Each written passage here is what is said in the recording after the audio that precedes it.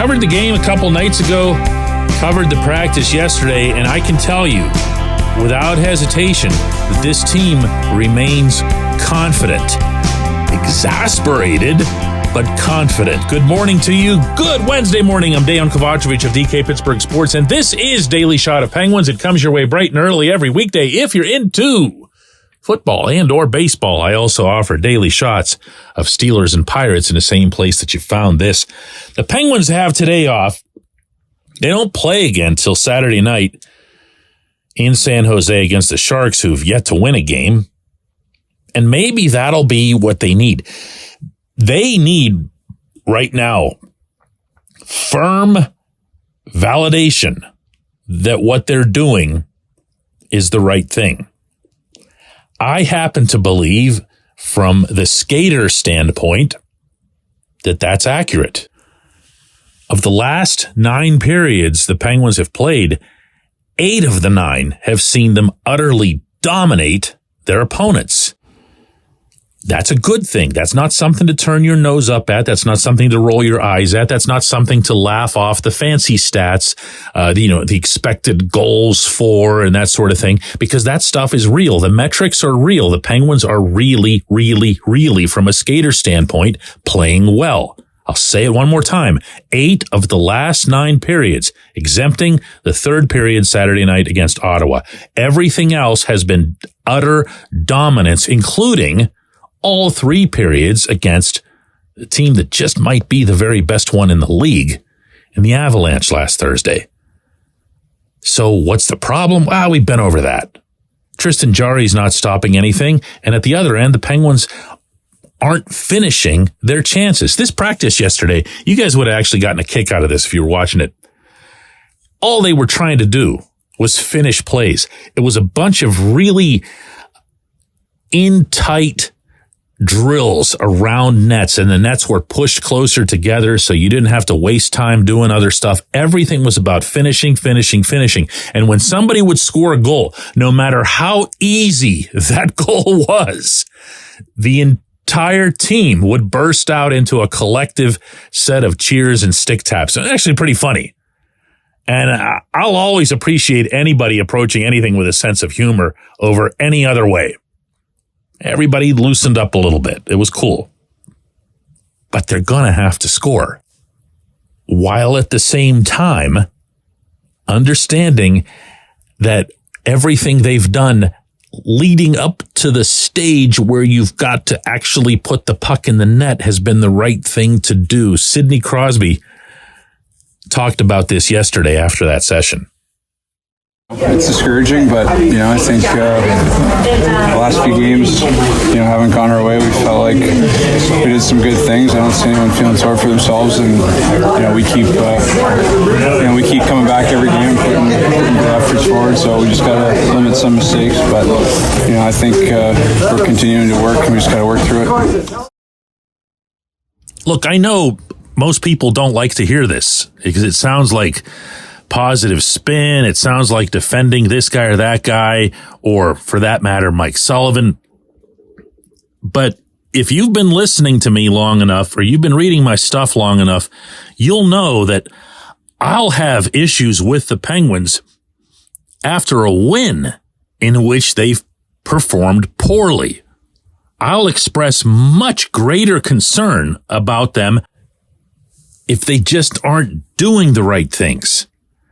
And there have been a couple of games already this season where I did that. I just didn't like what I saw. I didn't like where it was going to lead to. I especially didn't like, to be specific here, how they were handling the net fronts, both their own and at the other end of the rink. But they've cleaned that up. They're doing the right things over these last 3 games. They really are, including the net fronts. If you watched that game, whether it was in person at PPG Paints Arena or even just on TV or on streaming or on your little phone screen or whatever it is, you would not, or you should not, have had a hard time seeing this.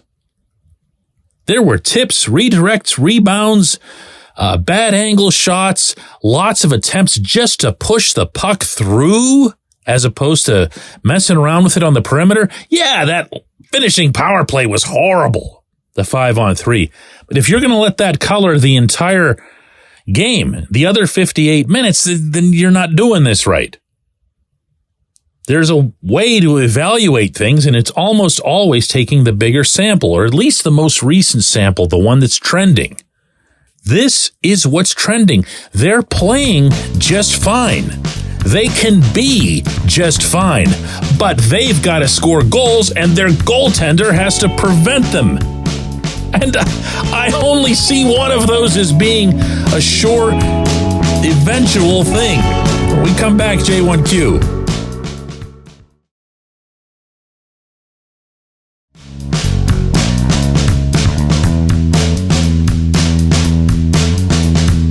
Today's J1Q comes from Brian, who says, DK, we all knew that the Penguins' time as a contender with the core couldn't last forever, but did anyone predict that it would end with Sidney Crosby and Evgeny Malkin scoring a point plus per game and Chris Letang showing a renewed commitment to the defensive end? No, nobody predicted that. Brian, the best thing I can say to you is that while I didn't predict this specifically, what I have been saying, and you've been with me for a while, so you know this, and writing for years now, is that the Penguins can be a contender in this circumstance if they were able to succeed in doing what Boston did. The Bruins had their core. It's modified or morphed a little bit over recent years. Zdeno Chara and Patrice Bergeron aren't there anymore. David Krejci isn't there anymore, but they've been there. Tuukka Rask, of course, isn't there anymore, but they got themselves some goaltending, and they still have David Pastrnak. They still have Brad Marchand. They still have Charlie McAvoy.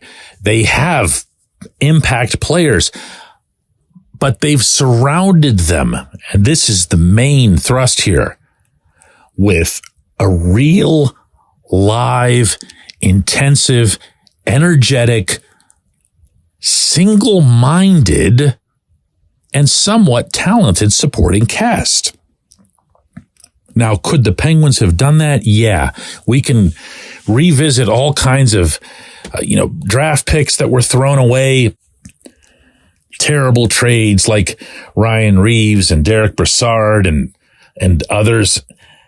And you can get into stuff that Jim Rutherford did. You can get into stuff that Ron Hextall did that set the team back in certain ways. I'm way more inclined where Rutherford is concerned to say he won you 2 more Stanley Cups, Pittsburgh, than anything else. So the nature of the rest of the Penguins roster is such that, the current fourth line of Matt Nieto, Noel Acciari, and Jeff Carter has 0 goals and 0 assists through 9 games.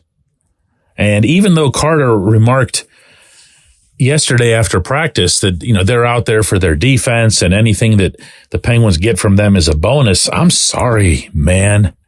Okay, 0 goals and 0 assists. That ain't it. Especially when, Carter's toast. I don't mean to belabor that point, and I'm not going to. But the other 2 guys have a history, Nieto and Acciari, of at least popping a few goals. At least just creeping into double digits. And they're doing nothing. They're achieving nothing when they go over the boards. That's part, not all, but part of what this problem is. Imagine if you would just get something, anything from those guys, the way you got the big goal out of Radim Zohorna on the third line a couple nights ago that looked like it would have been the winner. You'd have a very different situation right now. I'm not saying you would be, 6-3 as opposed to 3-6, but it wouldn't look and feel this bad. That's the difference. That's the gap between the Penguins and this Boston model that I've been talking about for years. I appreciate the question. I appreciate everybody listening to Daily Shot of Penguins. We're going to do another one of these tomorrow.